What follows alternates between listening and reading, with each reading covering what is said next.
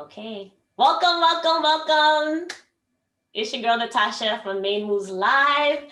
I am here with another episode. Happy Friday, everyone. Yes. I'm so excited to see you all. Thank you for joining us for a conversation that you will not forget.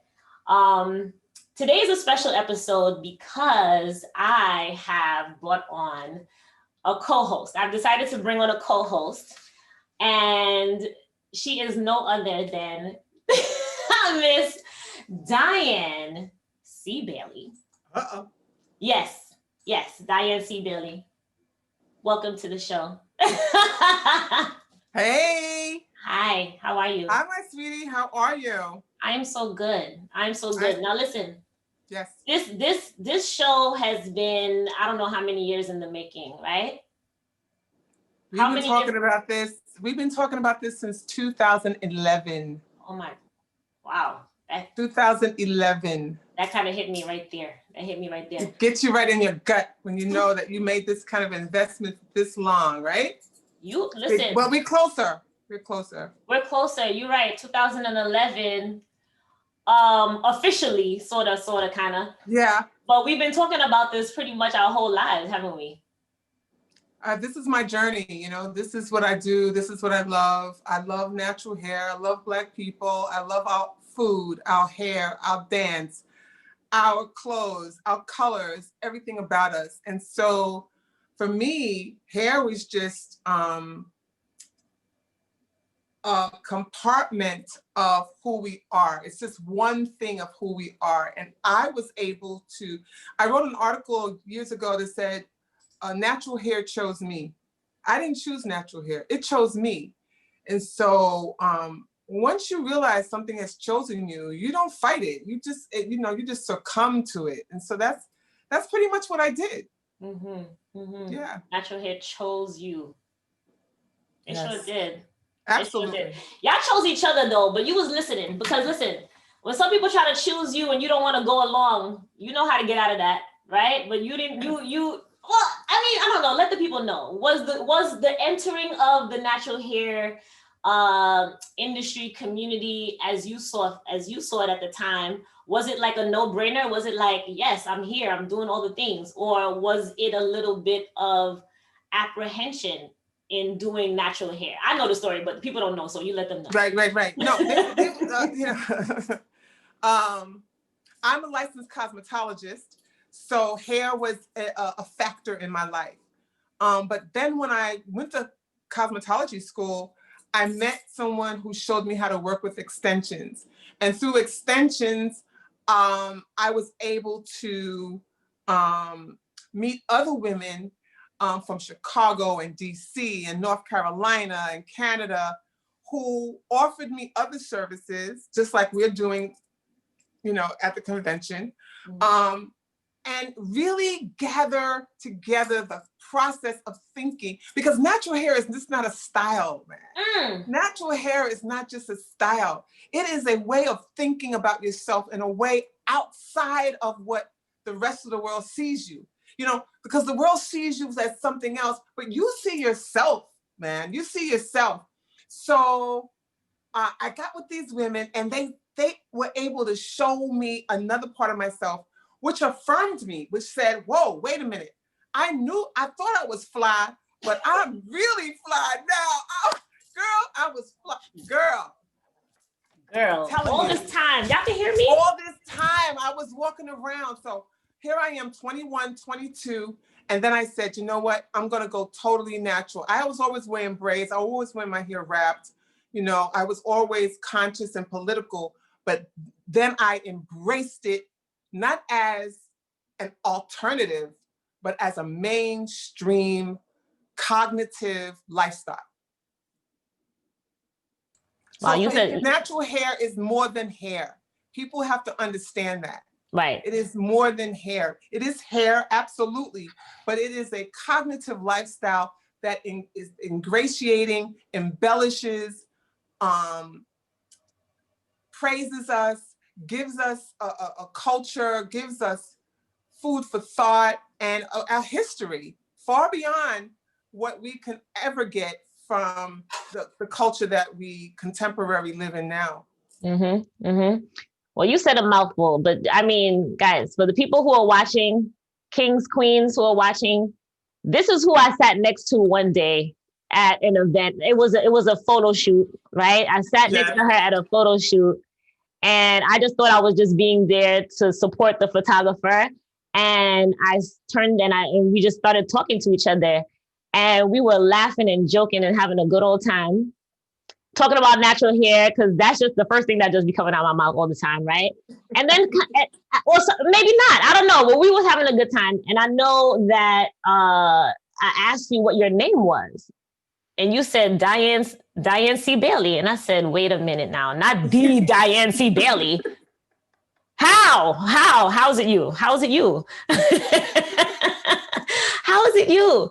And so I heard about you. This was back in 2000. This must have been 2000. You said 2011, 2010? Yes. Mm-hmm. Jeez. 2010. Yeah. And yeah. I was looking for you. Yes. And I was looking, I was hiding from you. Let me just be clear. I wasn't looking for you. I was looking for you, and then I was hiding from you. When I found out who you were, I was hiding, because I said, wait a minute. I was looking for a natural hair professional who I can partner with to create the content that I felt was missing in the community, right? Yeah. And so at the time, there was the natural hair movement online and things like that, and people were doing tutorials, and I thought it was amazing, and I thought it was great. And some people were having it was so refreshing. It was so new. It was so like, yes, thank goodness. People are actually embracing or seemingly embracing their hair. We'll get to the seemingly in a little bit, but yeah. I was excited nonetheless. And as a television producer, I've dreamed about that moment where I would see natural hair on TV. Yes, I did. And I said, if I don't see it, I must create it, right? Yes. And that started on the journey of Main Moves Media. And look at us today, right? Having this conversation. But absolutely, at the time I was like, I'm not a blogger necessarily. I don't want to necessarily talk about the styling of hair. That's not my thing. It's real. I mean, I'm into that too, and that's important. But I felt like there was much more for us to talk about. First of all, can we just celebrate the fact that we have gotten to a place where we are comfortable with wearing our own natural hair out in public? Like I said, can we acknowledge that part of it? Can we just talk about that? Okay. Because that's really important, and that's huge, right? And then I said, but I am not the person with the information and knowledge to help anybody, because they were coming up to me like, how do you get this? And how do you do this? And, where is this? And where? And I was like, I don't know. I was like, you know what I'm saying? So so what I said, well, I need someone who knows. And I'm like, well, who knows? And my friend Katora, my very good friend Katora, I hope she's on watching. She said, why don't you? Yes, hi Katora. She was like, what about Diane Bailey? And I said, oh, okay. And I don't know if I looked you. I don't even know if there was anything to be looking. I always say this was pre-YouTube. So I'm like, what were we doing back then before YouTube and stuff? But actually, no, YouTube was around. I'm lying. But this, I must have Googled you and seen, and I was like, no, but she is like up there. She is all the things, you know what I'm saying? She's before Master Pioneer came up, like. But the thing is this, it seemed like, it seemed like I was up there, but I wasn't. I'm so, well, to me, I'm a little rough around the edges sometimes when it comes to the natural hair industry, because I'm very protective of it. I'm very, it's something that has gratified me and has strengthened me. And so I want the same thing for everybody. I want everybody to feel the same way that I feel about it. And of course, that's totally impossible because they don't have my experience. Mm-hmm. But I started doing natural hair in the 80s, 1982, 83. My first salon, I opened Tendrils Hair Spa in 87. So there was a small cluster of women and men that found each other. We found each other and we created the International Braiders Network. And we taught each other and we exchanged with each other. And then the African sisters came in the late 80s, say 89, 90, and kind of changed the trajectory of the industry. And then another, so I've been around for a lot of changes. I've been around, for the social media engagement, because when you came, social media was so hot, and I was so frustrated with the language that was going on in social media that was so different than the language that goes on in the salon. And so there became this push and pull with the influencers because the language was so different. And we both loved the industry the same way, but there was a language difference. And so that's when I met you. And what you did for me, which I am so grateful for, which I'm endeared to you forever, is, first of all, you came back the second time. The first time we met, it wasn't so good, right? Well, the first time we met, it was good. The second time we met, when I told you when I proposed to you what I was planning to do. I was like, my brain exploded. My brain was like, pachoo, pachoo. My brain just exploded because I had no concept of social media in that way. And I felt, even though I was involved, I saw I was online, but I didn't see where the stylist was being recognized.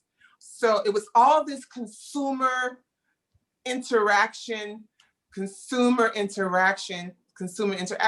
And the stylist was left out of the conversation altogether, ignored, and even insulted and saying, well, you don't know. I'm so glad you brought this up. I'm so glad we're talking about this, because guess what? Why did I come to see you, Diane? Why did I come see you that day? Right. Because I wanted you. I needed your expertise. I wanted to bring you in because I said, well, hold on now. Right. Where are the professionals? I'm like, I know they exist. Where they at? And then look what God sends me. Come on, the Diane Bailey.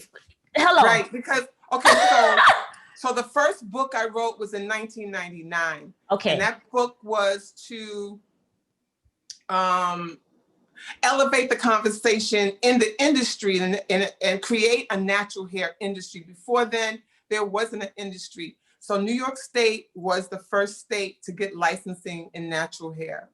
And so I wrote a textbook in 1999, and it was good.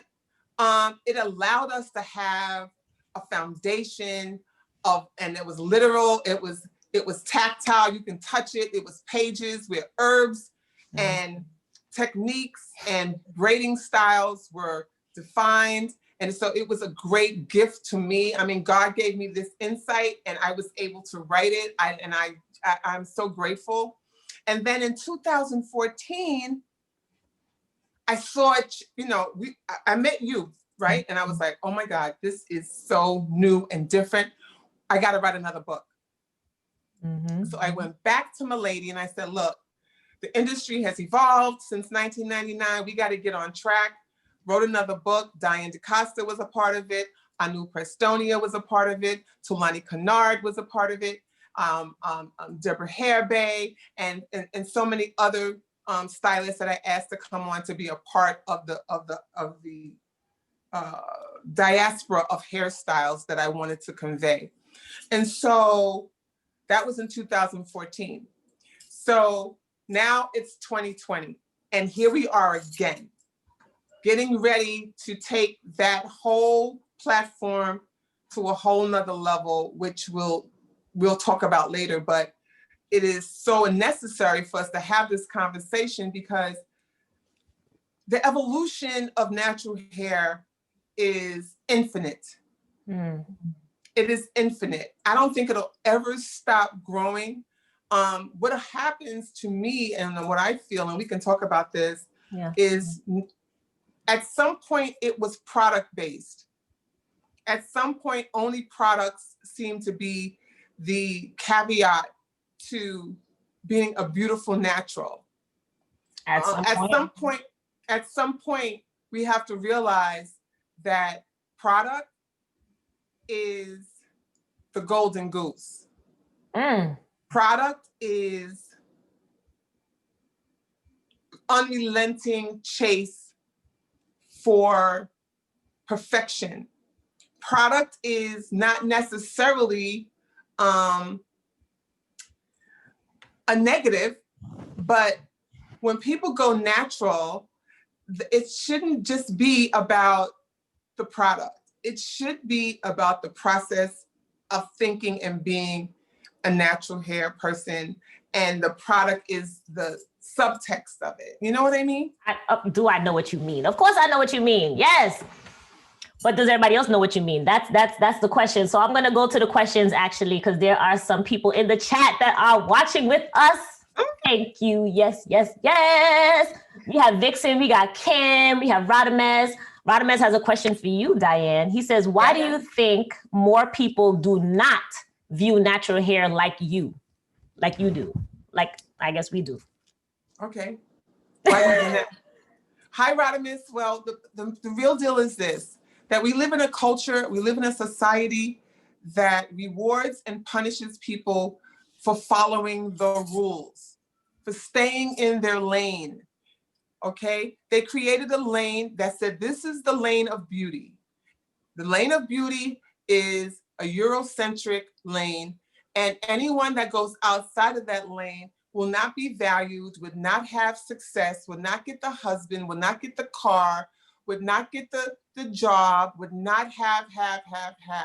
And since we're a society of have and have nots, people want to be able to have and ingratiate themselves. So they comply to a standard of beauty so that they can live the life of have.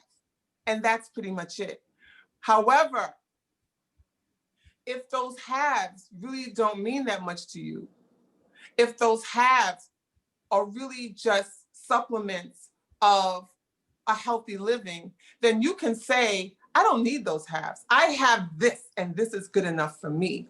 And then when you realize, when you get on the other side of the haves or the have-nots, you realize you already had it.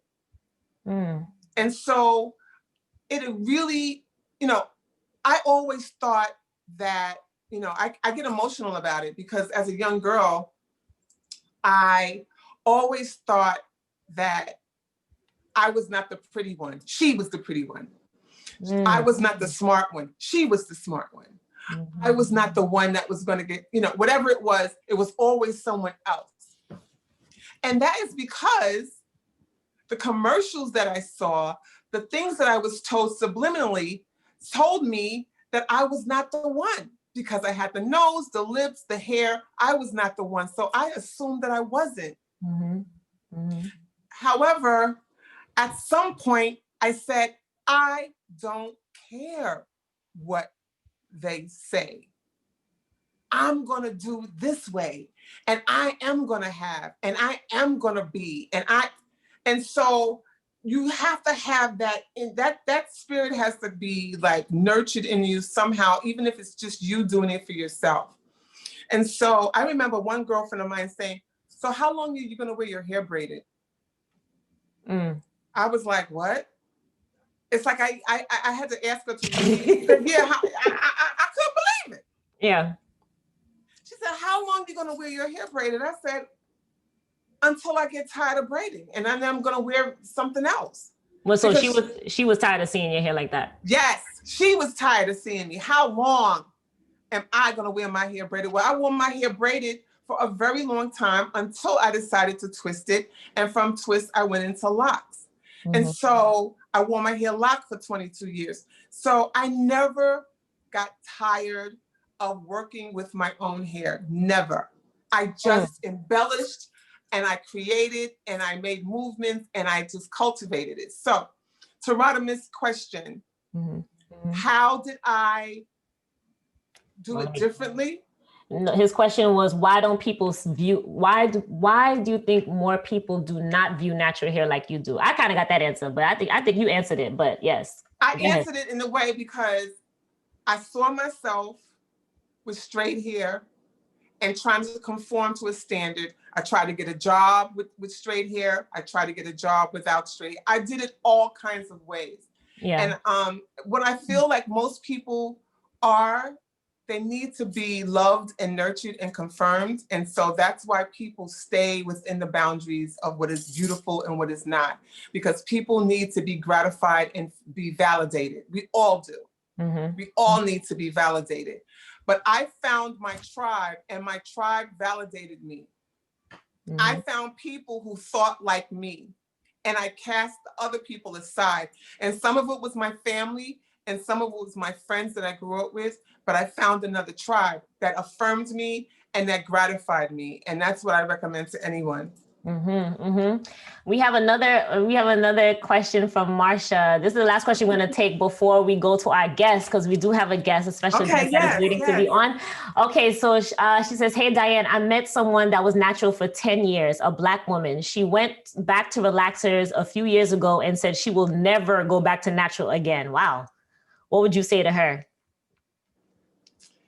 That's a tough one. I would be so compassionate to her, because that woman right there is a wounded person, wounded, afraid, just cannot validate herself in the way that she needs to.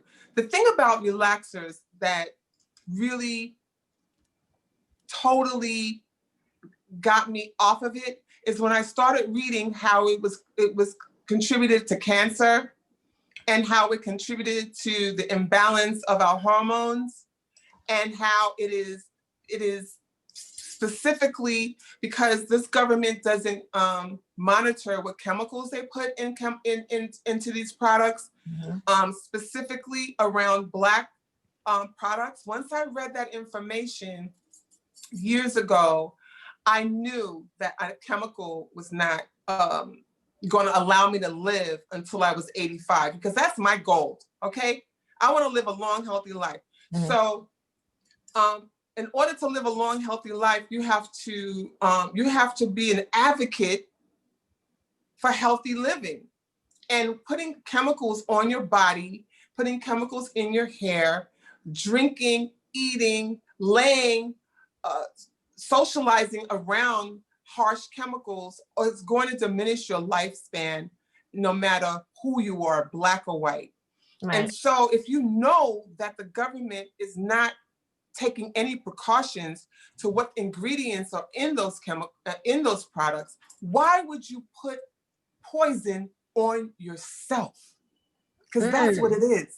Well, because it's poison, but they're not marketing it as poison. They're marketing it as poison. The perfect curl pattern. Yes. And whatever else they're pushing. But it is poison. So for that woman, I would just try to educate her. Marsha, I would try to educate her that these products are not being monitored. They're not being tested. Government doesn't care.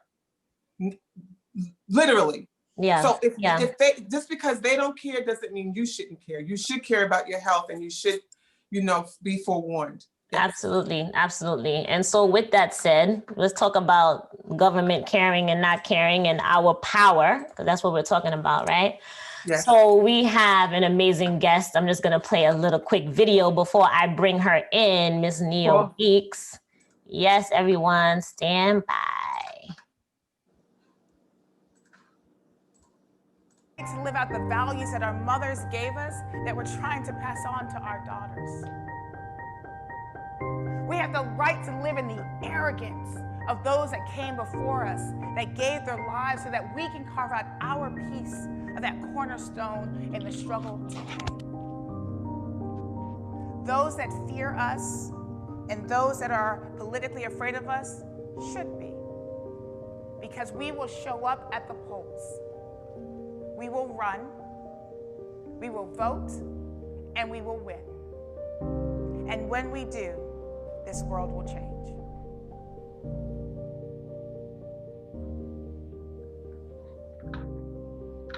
Yes, yes, yes, yes. That is Miss Nia Weeks.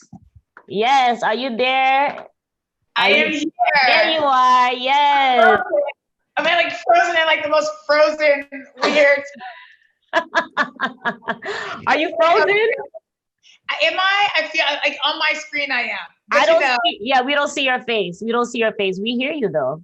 Oh, you don't see me at all. No, I think you have to No. turn. Oh, your camera's not on. Oh Turn your camera no. on. There I There am. you go. Hi, Oh, everyone. Yes, welcome, Miss Nia Weeks, the founder and executive director of Citizenship United. thank you so much. I am so excited to be here with you. I will say, the minute I heard your name and I got to do all the internet Google stuff, I was like, no, this is my chick. I'm sorry. I love this woman. We're gonna be besties. I love it. So thank you for having me. Absolutely. Yes. Thank you for having me on your program. And I actually want you to talk about your program, and I want you to talk about Citizenship United because I think everybody should know about it. As we said, natural hair is more than hair. It's deeper than hair. And as you know, we're in an election season. I myself started an organization called Naturals for Change, so that we can become more politically engaged and involved and civically minded. And so when I heard about you, I was like, sign me up. Absolutely. So tell me a little bit about Citizenship United, why you started it, and just tell the people what that's about. Thank you. And hi, Carol. How are you? So nice to meet you as well. Yes, Hey. Diane. Yes. Hey. Diane, I'm sorry. It's all good. No, I'm great. Let me tell you, I have done 4 debates and 5 forums this week. So my brain is like, pew. We forgive you, sis. You out here doing the good work. So go ahead. She and Citizenship United, it's actually 2 orgs, 501c3, 501c4 that work as sister organizations. I'm here in New Orleans, Louisiana. I got to work with this incredible organization called Women with a Vision. They work with marginalized Black women across the city and state and South. So founded by 8 queer Black women who are social workers trying to save Black women's lives as we were dying from HIV and AIDS. Mm-hmm. And the work developed out from there. I came on as their inaugural policy director and got to take all 30 years of work that they had done and investment in community and try to move community towards creating policy that impacted Black women's lives in the way that we expect and the way that we need. Okay. So we got a grant. We're moving along, moving low propensity voters by 50%, winning. And at some point I was like, who are we asking these Black women to vote for? And where is the access to power for Black women? It is one thing to ask a policymaker to understand our lives and to understand, how we exist in this world and to create policy around that. It's something completely different for us to be the ones leading that work, doing the work ourselves and being the policymakers ourselves. So I was like, I would love the idea of creating a group that was pushing that idea forward. And so I was like, we need a C4, because y'all know a 501c4 is a nonprofit that can do political engagement, right? So it's like a nonprofit plus. Okay. Yes. And so you know how 501c3s, like you can only do education, you can only do certain things. A 501c4, I can do an IE campaign against a candidate. I can inform about a piece of policy or piece of legislation with the C4. So I have the power of both. The power of organizing and the power of pushing policy forward. And so that's, that model was something that I learned when I was at Women with a Vision out of California. And I was like, let's make it work and see how it works for Black women in the South. And so our first thing was we're gonna get all these dope Black women. And I also wanna say, dope Black women, because all skinfolk and kinfolk. Right. And so it's really about the policy and Black women that see Black women as expansively as possible, that can move policy forward, that's inclusive of all of our people. Black women that are Afro-Latinx and indigenous population, Black women that present in ways, different, trans community, everybody needs to be included in policy, and Black women in leadership that see that are the ones that we were pushing forward. And then I realized I can't get these Black women elected because we don't have a base. In Louisiana, there are 700,000 Black women eligible to vote, 500,000 are registered, but only 157,000 show up at the polls. Wow. So we only impact, we impact campaigns by 5%, and we actually could impact elections by 25% if we showed up the way we should. And so we kind of scaled back our strategy, and we're like, how do we create a base that speaks directly to our low propensity Black women, the Black women that where voter suppression, and when I talk about voter suppression, we have the audacious ways that voter suppression manifests itself. Switching your polling location, purging you from the polls. Those are things that we're used to and that we talk about. Mm-hmm. The one that we don't talk about is the one that is the most effective and the most impactful. And that is creating a society where the groups of people feel that their vote doesn't matter. Mm-hmm. That if they, for a moment, are able to climb out of the reality of their lives that is harmful and hurtful, if for a moment we're able to forget that if my Black son leaves my house, I don't have to, I'm worrying about him coming back. If for a moment I can lay down the idea that my Black daughters in school are going to be told something about their hair because they chose to wear their hair naturally and it's how they express themselves. If for a moment I can forget that, lay that to the side, show up at the polls and vote between two white men about how they're going to change policy, does that matter? And the reality is that most Black women in Louisiana believe it doesn't, right? So it's not that we don't care and we don't want policy change. We don't see voting as the avenue to make that happen. Right. And so we are creating a campaign that is inclusive and has Black women who have never been engaged before a part of the conversation to see themselves. So we created mediums where we tell our stories and where, videos and movies, we have podcasts, we have shows, we do blog series, Love Letters to Black Women, where I have the Black women I love, write love letters to other Black women. People often think that I do that work to educate allies about who Black women are and see us in all of our beauty and glory. Nah, bro, it is not. If they get something out of it, kudos, appreciate it, glad you know, for a moment that window, it's for Black women to see each other so that we can build an agenda that is inclusive. We can tell our stories amongst each other and connect to one another so that we can be an army and build a base that is pushing an agenda forward that is unapologetically creating a sphere where Black women win. Because the reality is once Black women win, everybody gonna win. Everybody gonna win. Okay, Nia, you done said a whole mouthful and a half. Okay, where do I even start?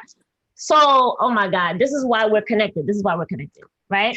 So I was gonna say, where do we start? I was gonna say, how do you reach the women? How do you reach the people who don't think their voice matters? Because that is a reason why a lot of people don't vote in the first place. And I understand it. I get it. We have been burned in this country. We have been hurt in this country. We have been lied. We have all the negative things, right? But we still need to understand what do we need? Let them know what they need to understand, because that's the challenge, right? It is a challenge. It's a huge challenge. Like I said, it's a purposeful challenge by the opposition. The way Black folks feel, the way Black women feel is actually scientifically and strategically structured.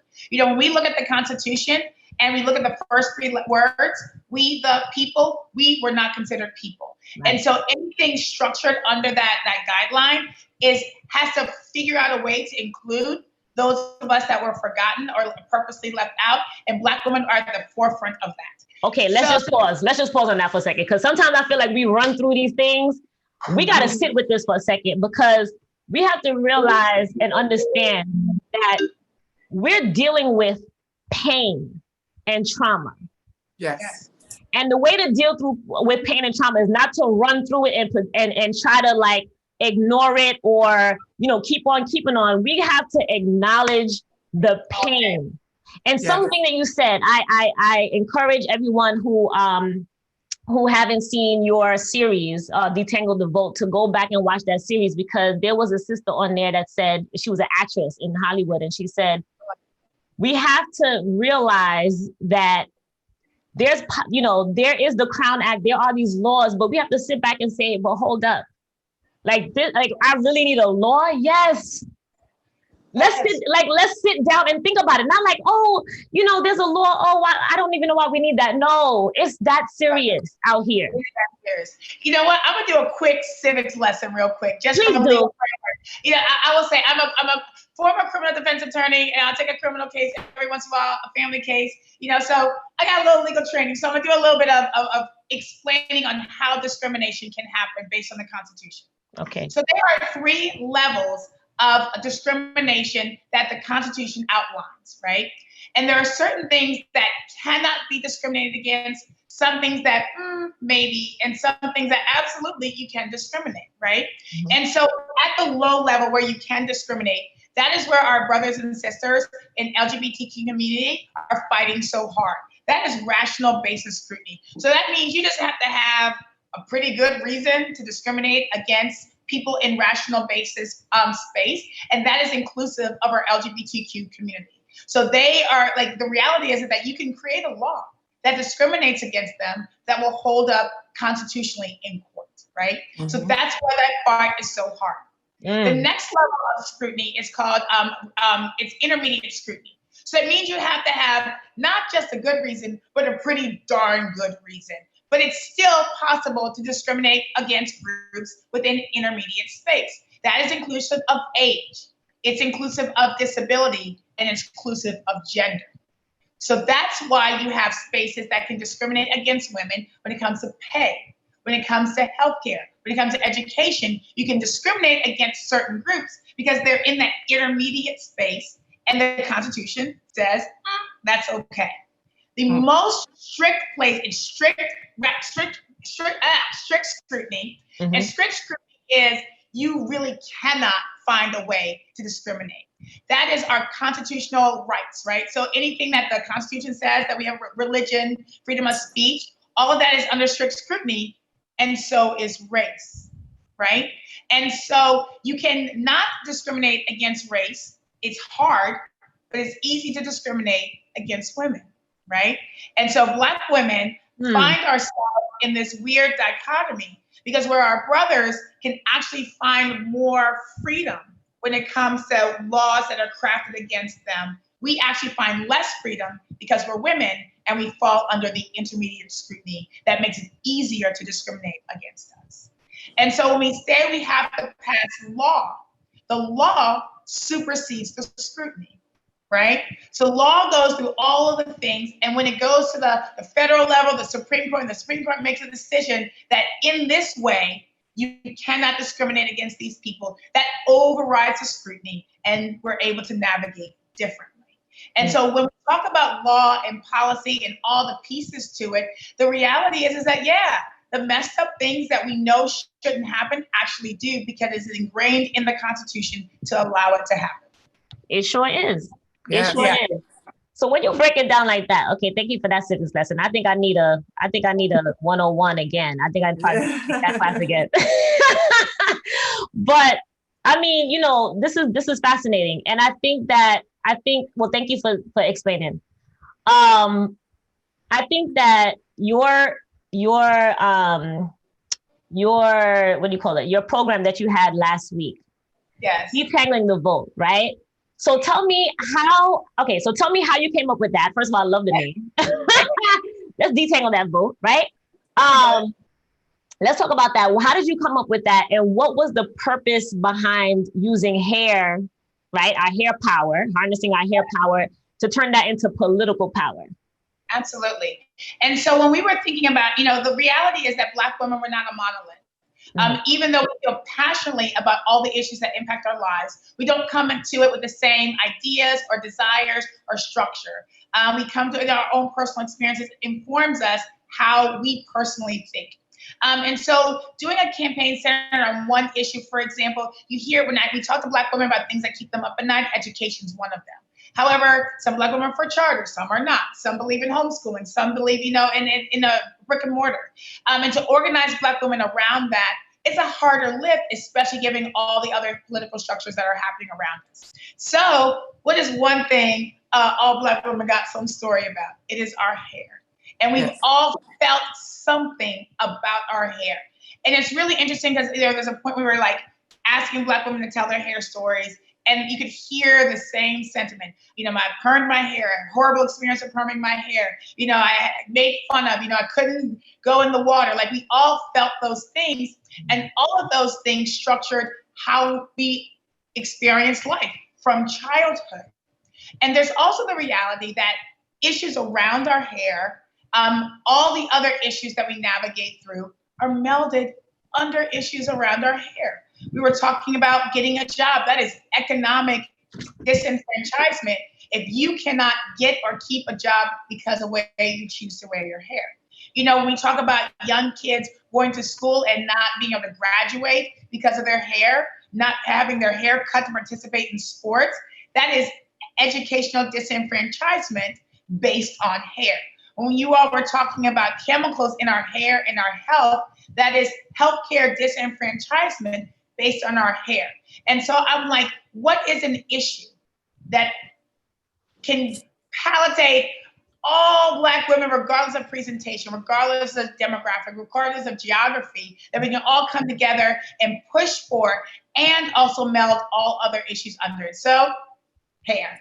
We got together with an incredible photographer in the city, Gus Bennett, took 120 beautiful pictures of Black women and girls in their hair.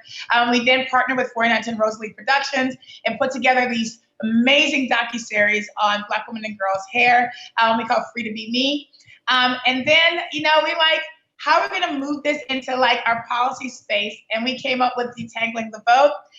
It was a partnership between us and 419 Rosalie. Like, how do we uplift this?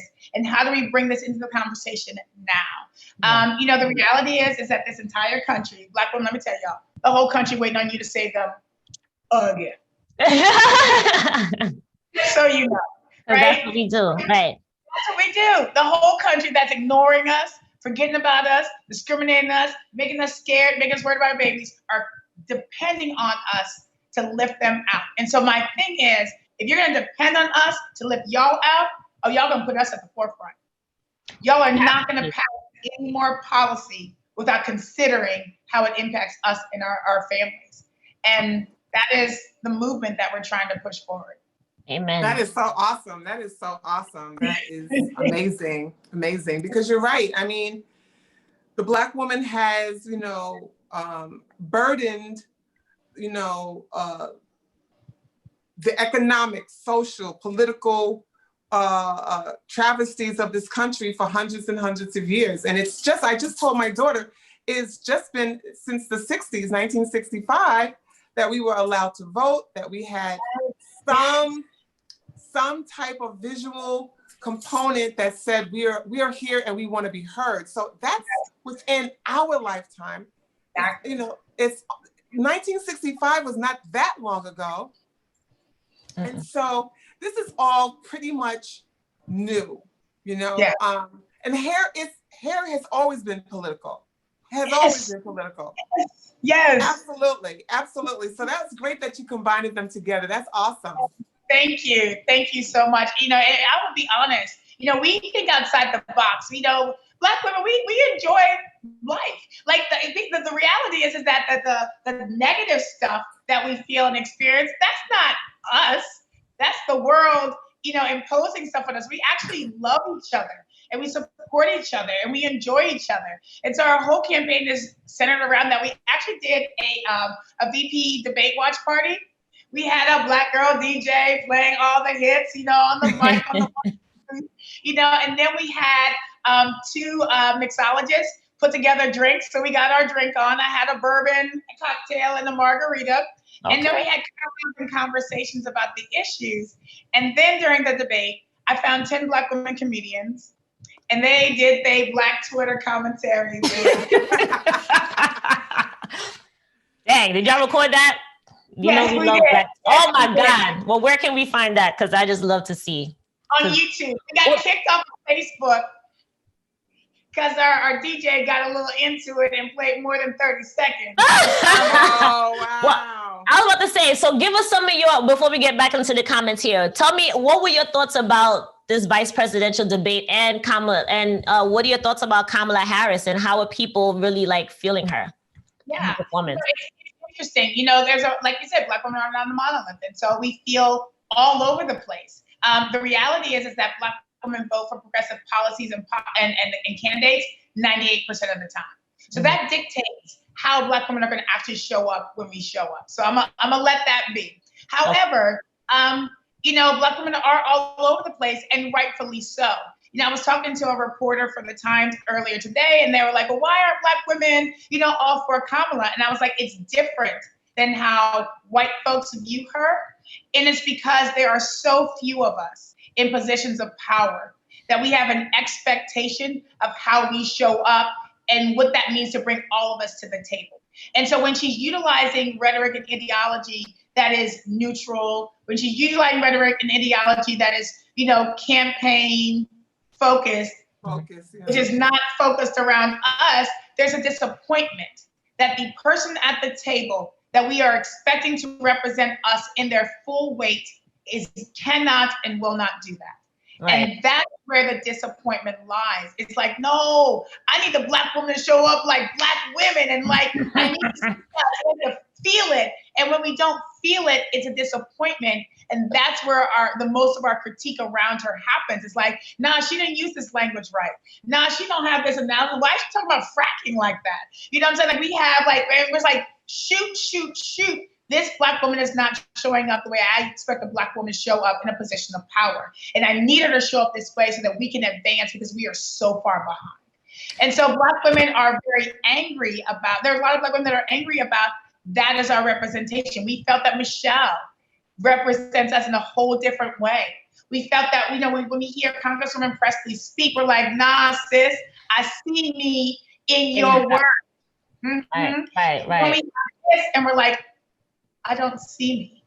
That's not how I would explain this issue. That's not how I would bring people along with me. And it's a disappointment. And we know where we got to go. We go there every time. Shoot, look at the Alabama election.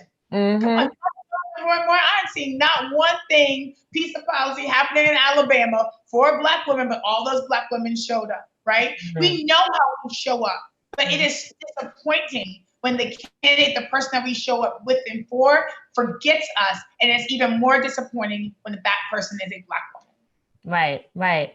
And so that's the conundrum that we find ourselves in a lot of the time, right? And I think that, I can't speak for Kamala, but it's hard to be a Black woman anywhere in this world. So I can't even imagine running for vice president is going to be any easier. Hello. Exactly. We all resonated with them faces that she made. Every Black woman's like, I know what that means. Right. I know you want to snatch his wig off. You want to like, we all felt that. And that's one of the beautiful things about Black women is that we understand each other's spirits, right? We can tap into each other's souls in ways that other communities can't. And so even when we see sisters that we're not always in agreement with, always excited about, we can see their spirits and their hearts first, and we connect with them there. I think that is probably I agree with that, right? I think that is a mandate. Mandate might be too strong of a word, but I think that is, I think that's an example of how we should view ourselves. Because let me just tell you something, not all Black women are for Black women, but I understand why. I understand that is part of the trauma. That is the trauma that is playing out, right? So I have to have that understanding within myself of what is going on here, right? Yeah. And so I get that. And then I have to bring it back to your episode last week that I was on, and I just loved how you ended it, because you asked for us to speak to Black women as a love letter. I'm all about love. I'm all about love. Love is the answer to all things. Love is the answer to everything. And so we have to love ourselves enough to know that our sisters are hurting because we're hurting.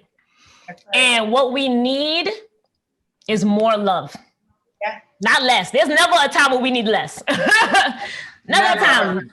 I can't remember a time when I said, I need less love out here. There's just too much. I can't take it. No, we need more.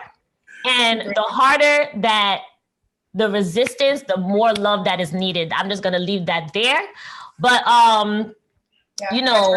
what do you, I'm so glad that you brought up the realness, right? Because I love having real conversations. Let's just have real talk. Like you said, Kamala, people are feeling a little disappointed. And I know that some people expect that because she's a Black woman and we're Black women, that we're just gonna not hold anybody accountable, and we're just gonna go along with the flow just because we want a Black woman in the White House. And I think that couldn't be farther from the truth. I think, yes, we do want Black women in the White House. We want Black women everywhere, because Black women deserve to be everywhere that they want to be. Okay, so let's just get that straight. But I think that it's important for us to realize that we can disagree respectfully. Right? We can disagree. I can respect you because you are a Black woman, and I know what Black women go through, and you don't need no disrespect from me, your sister. Exactly. You know what I'm saying? I feel also too, the fact that she is a Black woman doesn't void her out as, she's not a sister. You understand? Yeah. And that's being unfair. That's being unfair. And that's not being compassionate to her path. We don't know her path. Her path was a little different than ours. The fact that she's made it to this level, we don't know what she sacrificed, what she gave up, who she could have been, who she wanted to be. All we know is who she is right now. And we all have made sacrifices to be where we are. And for her to be at this level at this time, to me, is amazing and astonishing. And no, she might not have been my first choice as his VP, but now that she's here, and now that we do have a woman that looks like us and has compassion for our needs, I would want us to support her as much as possible. The thing is also too, I have a lot of clients that when they see her, they take ownership of her because she went to Howard and she, is the HBCU, blah, blah, blah. And she's with the AKA, AKA and all that. Yeah. And so they take ownership of her. And I said, no, she belongs to all of us. Mm-hmm. That's real. She belongs to all of us. Because before she was, an AKA or whatever, she was a Black woman. And so, and I would even say just a woman, and that happened to be Black. You know what I mean? Because at the end of the day, they're looking at her as an alien. But we cannot allow that to happen. This is foreign to them. This is so foreign to them. They are, Republicans are so deep enmeshed in male culture that just her being a woman is a hyped up, problem. And then on top of it being a Black woman, so we don't have the leisure to dismiss her or to minimize her integrity or her power, because that is what they want. We do not have that. We do not have that right, or do we have that? Because we will lose at the end. I'm about to say, we're about to lose. Right. Agree. I got the privilege of meeting her 3 times. And the first time I met her was when I was with a group of Black women reproductive justice advocates in DC. And we were talking about issues around Black women's health and wellness. And I remember going into her office. Number one, she is an incredibly lovely woman on so many levels. And she's a very real woman on so many levels. And this was before any consideration, this was maybe about 4 years ago. So before any consideration of running was really there. And she was like, we got to put together a package of bills that are unapologetically for Black women and girls. And she's like, how do we do this? And I was like, oh, we're talking about congressional bills? Oh, and I mean, I'm listening to this and I remember the critiques about the same critiques that she's getting now around her, being a DA, happening when she went into Congress. And I was like, I remember I went back to California. I'm like, y'all don't understand. Y'all got a woman up there that is trying to bring bills around Black women and girls unapologetically through Congress. That was such a huge deal to me. And the other Black women that are there, like I said, Congresswoman Presley and, Lauren Underwood, Lucy McBath. I mean, they are bringing this like we have Lucy McBath. I mean, do people know who Lucy is? Lucy C. Gordon was killed in Florida. Y'all know the story. He was killed in Florida by the white man who thought he played his music too loud. Wow, Oh, yes, okay, I okay. remember that. Yeah. And his mama is now in Congress, right? Wow. Oh. Incredible Black women sitting there that are thinking about, how do I move Black women, Black folks, the reality of our issues forward in a very real way, and they are stuck because they are enmeshed, like he said, Natasha, in the sea of white men that are trying to drown them out. And the reality is that Black women are a force in this country. I talk about the numbers in Louisiana, but those numbers are the same across the country.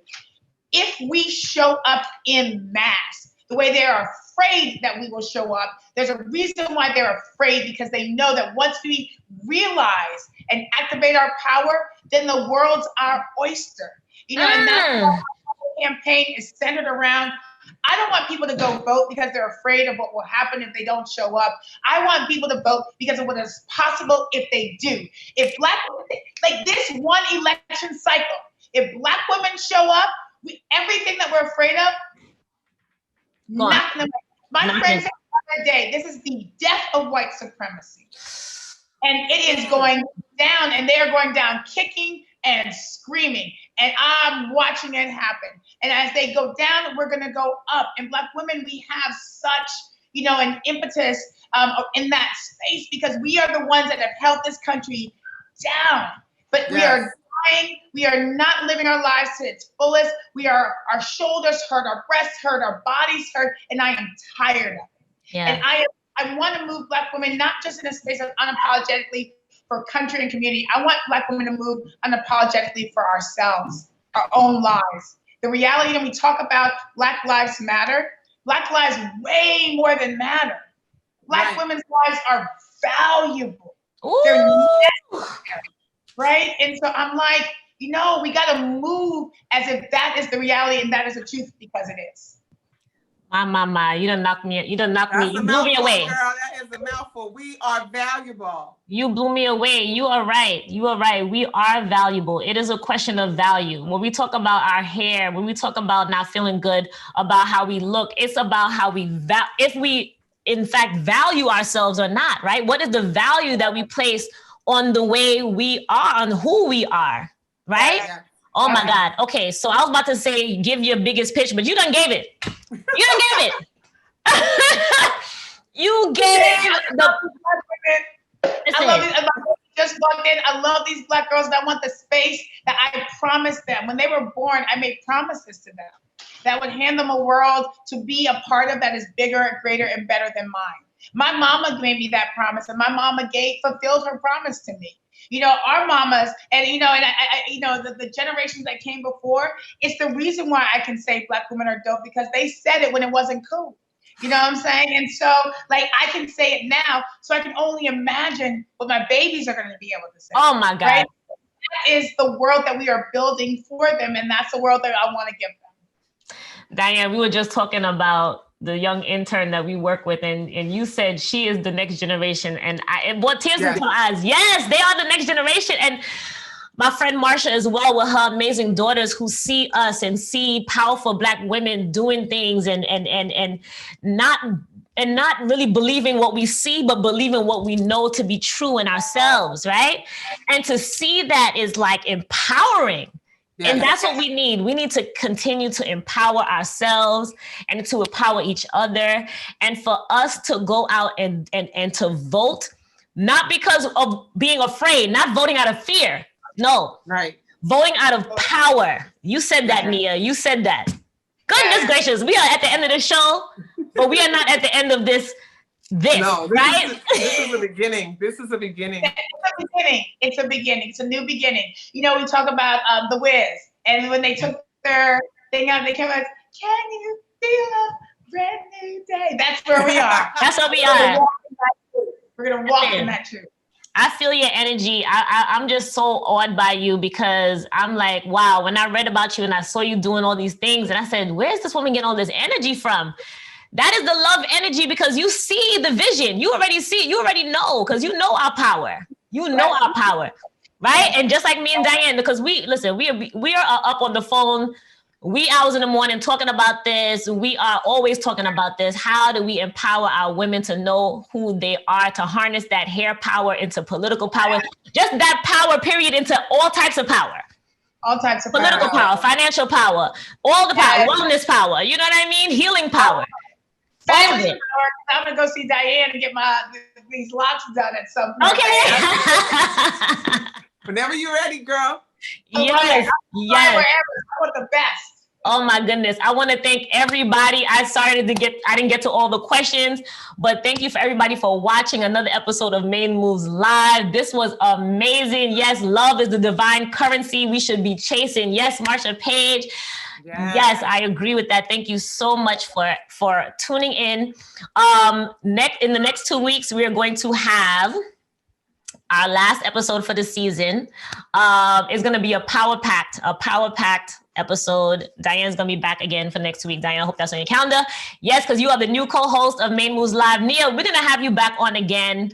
We're going to have you back on because, listen, the work doesn't stop. Like, once election day is over, that's when the work begins. Like, we got to keep it moving. That's right. We got to keep it moving. And with people like you, with women, powerful Black women like you at the forefront, you know what I'm saying, that are empowering the young women, the girls, the older generation, all of us. It's going to take all of us, every single one of us.